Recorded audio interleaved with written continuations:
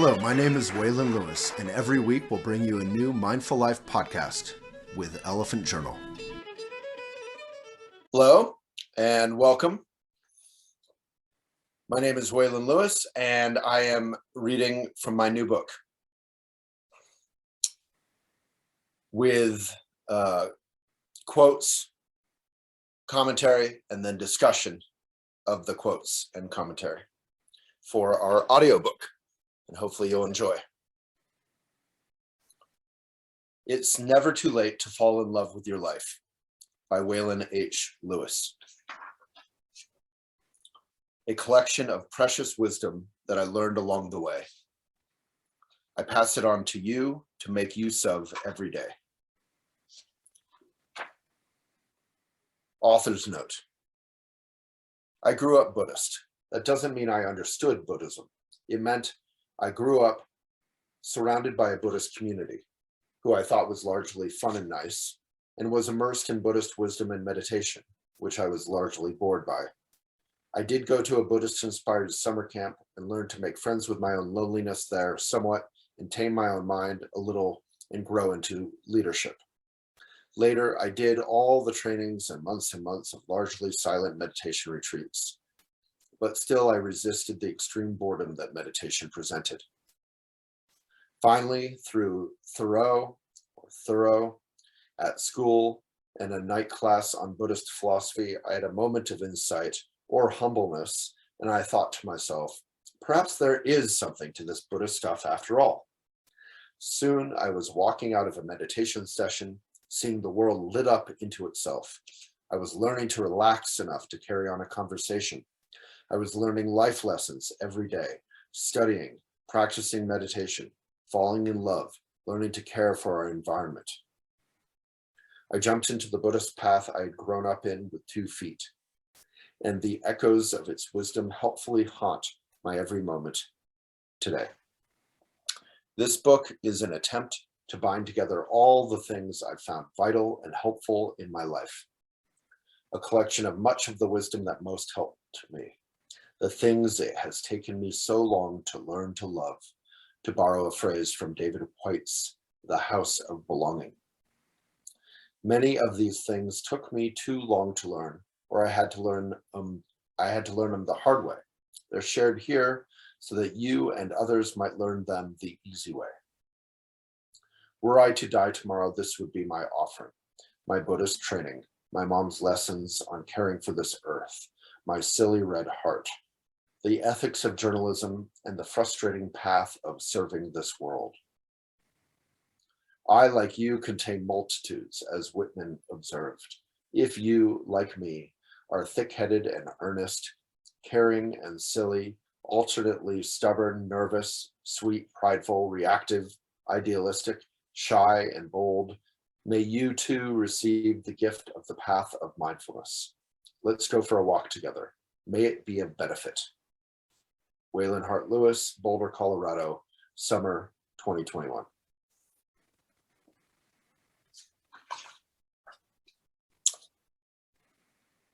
Introduction.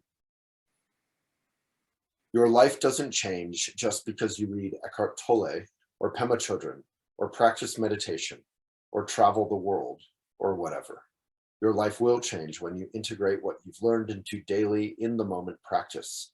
Plenty of jerks have traveled the world and remained jerks. So let's do the tough work of opening our hearts, slowing down into the present moment, waking up our resistance and laziness into service with joy. We don't change through wishful thinking. We do change through aspirations folded into our daily habits, like layers of a samurai sword or a croissant. We don't change by trying to be better or trying to be someone else or our best self.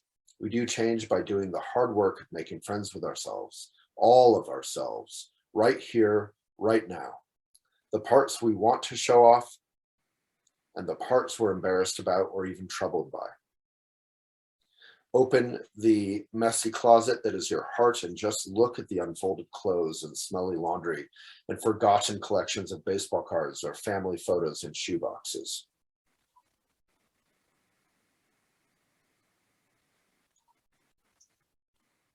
Most of all, we change through transforming the very habits that anchor us to self-defeating neurosis.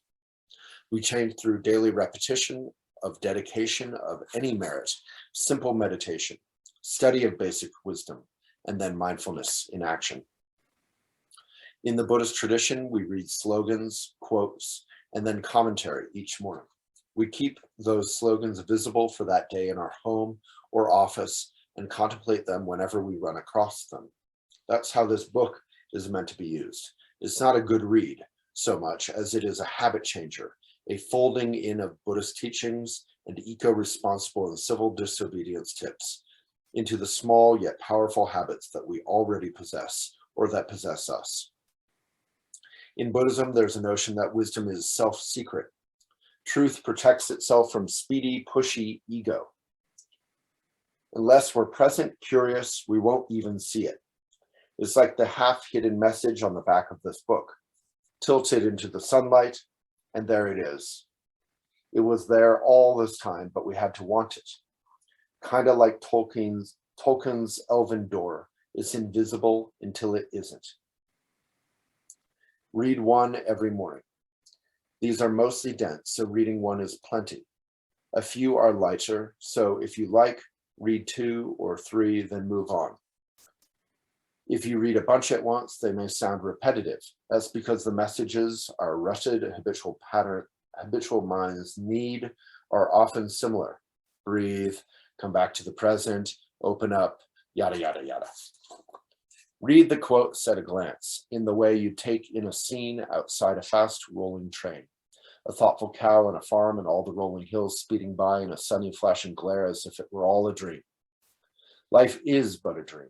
When we engage in this dreamlike yet vivid quality, we undermine the stultifying solidity of our ego, and in so doing begin to walk the path of joyful, not murderish, service and awakening.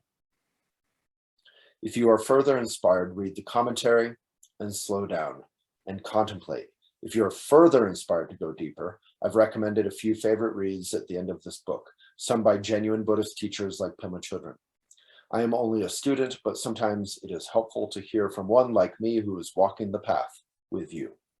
Day by day, we'll be injecting a glimpse of awareness into this busy, busy mind of ours that, if it has its way, will take us to the end of our lives without ever really allowing us to fully feel, or simply be, or to accomplish any of the many things we actually care about accomplishing. Carpe diem. But Carpe diem is about appreciating this fragile, precious life, not YOLOing it in some kind of outward-facing capture that takes us out of this moment. For it is our moments that make up our hours, that make our days, that make our months, that make up our lives. A boring, stable, wholesome life is also a truly rich life, worth appreciating, even if there's less to show off. This book, then, is a reminder that whatever you don't want, boredom, drama, irritation, heartbreak, exertion, is a kick out of our cocoon. The good news, you can wake up right here, right now. It's never too late to fall in love with your life. As a wise troublemaker once said, "Jolly good luck, sweetheart."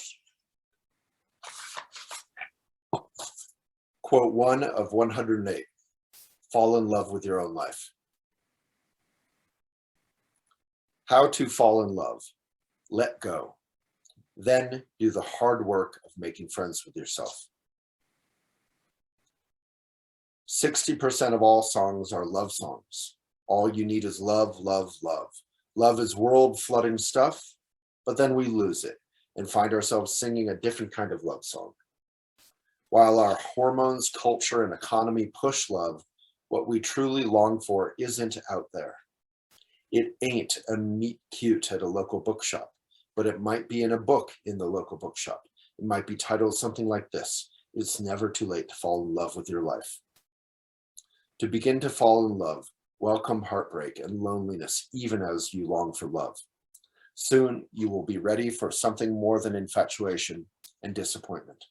You'll be ready for a human who has discovered the same friendship with their own heart. Quote number 2 of 108. Maitri, making friends with yourself. There is a tonic or antidote to wanting to be other than you are. It's called Maitri, unconditional friendliness toward yourself. It's simple. It's hard. Maitri is a fancy way of saying how to take care of yourself. Your task, make friends with your before photo. Your path begins when you question what you have been brought up to want. Maitri is letting go of shame around those parts of yourself that you don't like, and letting go of arrogance around those parts of yourself that you do like. When you feel lonely or lacking, instead of envying others or looking for pleasure out there, know that your broken heart is your fundamentally good human nature. The pain of your wound is the feeling of your solid ego cracked open. Maitri is like any friendship, only it's unconditional. And you always have a choice. Avoid your reality or relax into now with a sigh, as if sinking into a slightly too hot bath.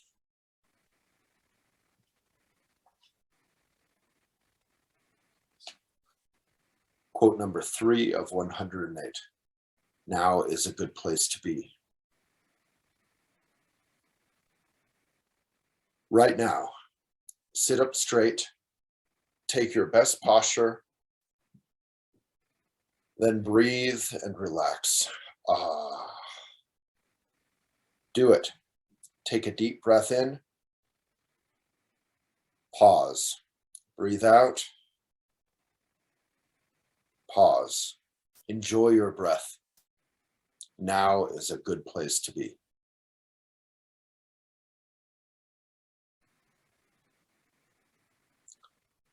It's a wonderful life, but too, life is suffering. To ignore either reality isn't reality. What's wonderful is often simple and can provide wholesome help. Real food, a bird alighting on a branch, laughing slightly too hard with a friend, that sudden joy when you jump into bed after a long day. What's irritating is often simple, too. The hum of an idling car, the pumping bass of a neighbor's music at 2 a.m., the acrid smell of secondhand smoke. But even as the world irritates us, it tickles our heart and encourages us to awaken. True self-care isn't about building up our ego, but rather about the kind of empathy for self and others that will, when sparked, light up our entire world. Yes, our world needs you to be kind to yourself. So I'm going to go back and do some commentary or discussion on the commentary. I'll start with the author's note, where I discussed growing up in a Buddhist community. I was bored of all the Buddhism. I was a kid. I wanted to run around and play baseball. I didn't want to hide in some shrine room, in my view, and avoid the world. I wanted to get out there. I saw Buddhism and meditation as kind of boring, and I didn't really get the point. As I became older, I experienced more of that heartbreak and confusion and shyness and all this. And through Thoreau, I began to, at school, I began to see similarities in the Buddhist philosophy I had learned and been around, but had taken for granted. And I think I just share that because there's often some sort of, there's like a myth around Buddhism or Buddhists that, or any religion probably, or any path or philosophy, or that it's all, you know, like yoga, it's all peaceful and wonderful. But really, I came to Buddhism very slowly. I had a thick head, and I was very speedy, and I'm grateful to have grown up around it, because I probably wouldn't have been curious enough to check it out. And so what I wanted to share in this book is not being Buddhist, being peaceful, everything's wonderful, but the very practical wisdom and meditation that directly helped me and continues to help me every day in my life deal with regret, deal with ambition, deal with joy and loving and loss and life, stress. And then I also am sharing the environmental wisdom, my love of craft, different things that it's taken me so long to learn to love, the ethics of journalism. And I hope to share those with you because as they have been of benefit in my life and my mind and my heart, they may be of some benefit to yours. This book is meant to encapsulate everything that's been helpful to me so that if I were to be run over by a truck tomorrow, I would have no regrets in that I had given and shared everything that's been helpful to me. And on a less morbid note, this represents the book I wish I had had 20 years ago. That's not to say I haven't read better books or that there aren't many better books out there, but this pulls all of it together. All the things I wish I knew, 25 years ago, 30 years ago. And then I go more into, in the introduction, how reading these books and practicing meditation, yada, yada, none of that really matters unless we actually do the work and we actually let it in. I've done entire meditation retreats where I was just trying to survive and get through them. And while I'm sure they were of some benefit, they slowed me down. They opened me up. We have an ability to use anything, spirituality, meditation, whatever it is, to build up our egos. So we actually have to want to open up and be genuine and be honest and actually do the meditation. Let it cut our own speediness and let it burn our own insecurity or arrogance, ego. We have to be willing to be vulnerable, and you can't fake that. Then I go into how to use this book. It's not meant to be read all at once, cozying up on a couch. It's meant to be a reference point for reflection that we look at maybe once a day, once a week, 3 times a week, whatever it is. You could at most read a couple a day.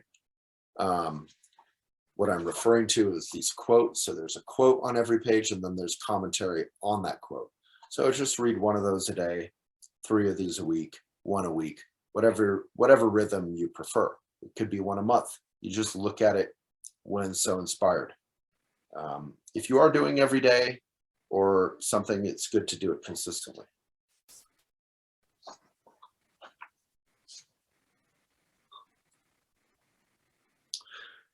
I talk a little bit about the cover and the back cover and how they're not meant to yell at you. A lot of books are yelling at you and trying to get your attention. A lot of marketing and ads are that way. This cover and back cover are meant to reflect the notion in Buddhism of self-secret, that we actually have to want it. We actually have to look for it. Anything I got that was valuable in my life, I had to open up to and learn. I couldn't just passively, lazily, with a closed heart, grow. So we have to look for it. And then it'll show up if we're open. Or it might not.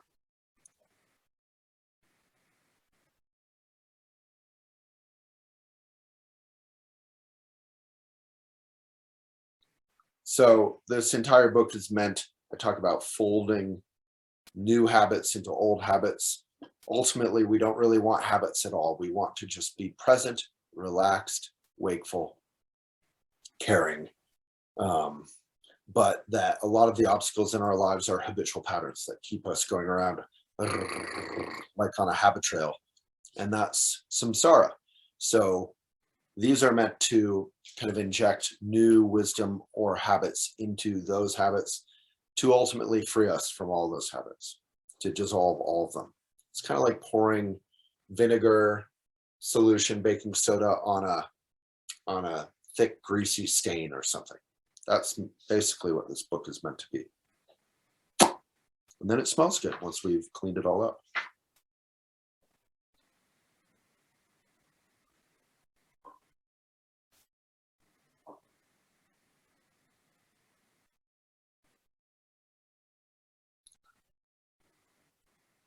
Commentary on quote number 1. Our economy, our culture, our own hearts, our hormones, our biology, all of it is geared up to encourage us to fall in love, to encourage us to think that something's wrong with us if we're not in love or loved. And some of that is true. It is wonderful to be loved, but it is wonderful to love, but to begin with, we need to start, if we want to be in love, if we want our relationship to work, if we want to make friends with our loneliness, we need to start by making friends with ourselves.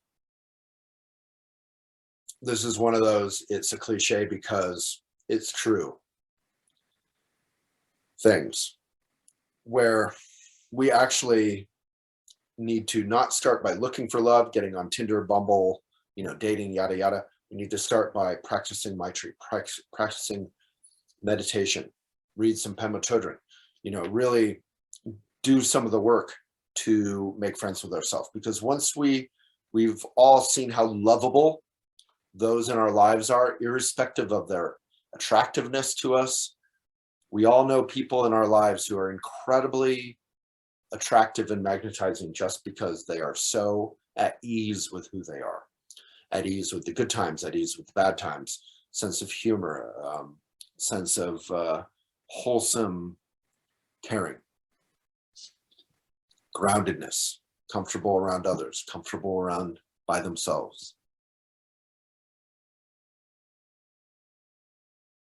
And then after that, doing that Maitri practice, we will, as I often say, we'll be with our best friend for the rest of our lives. So imagine if you could go to this big, scary, fun party, but you're alone.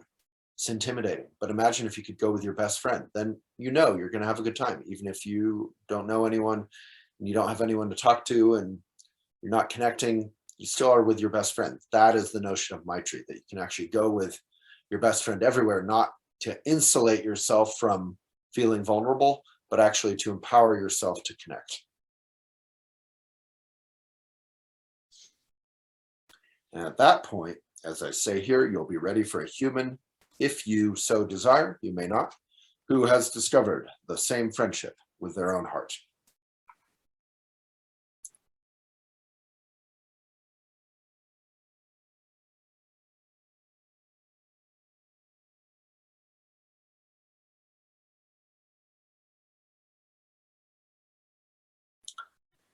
Commentary on quote number 2. We often think of Maitri as this sort of touchy-feely, making friends with your heart thing. It's really hard, it's really tough, and while it is touchy-feely, making friends with your own heart thing, and that's okay, it's okay to be a little corny, it's okay to be a little sweet, it's okay to be vulnerable. It's actually good. It's also a tricky thing. It's not just about making friends with the parts of ourselves that we don't like. It's making friends with the parts with ourselves that we do like.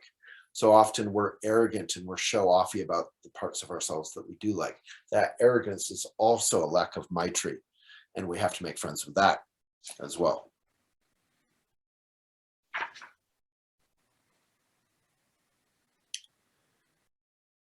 Commentary on quote number 3, or discussion.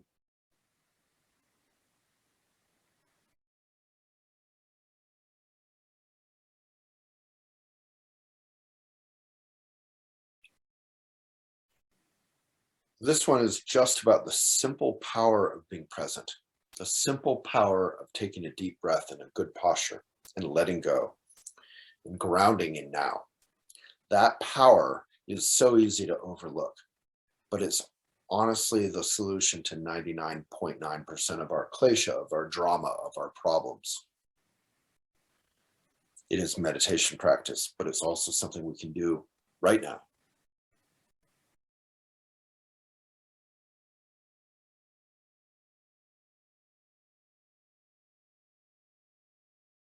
What's wonderful is often simple and can provide wholesome help.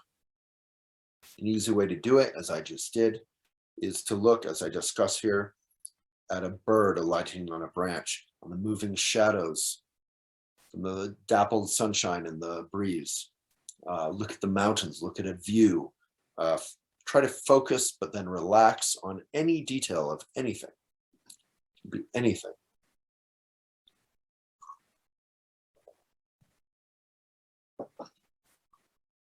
It can be taste, touch, smell. The senses can be gateways to relaxing and waking up. And this practice, this notion isn't just about being spiritual. It's about, as I say here, lighting up the kind of empathy for self and others that will, when sparked, light up our entire world. So it's really easy again and again to take all of this stuff and say, how is this going to help me? That's fine. But the larger question is, how is this going to help me help others, be of benefit? Because that's much more fun. And when we're focusing on helping me help others, then we're not just focusing on me, which is the mantra of ego. Me.